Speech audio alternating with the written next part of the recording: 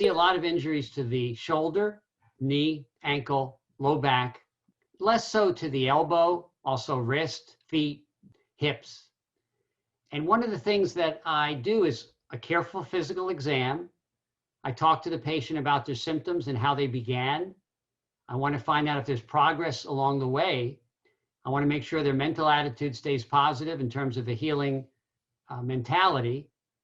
And I recommend things like ice as a treatment, not just for those first few days, but it's often effective in sports injuries, even a week, 10 days, 2 weeks later, if there's inflammation, which is swelling and redness and pain.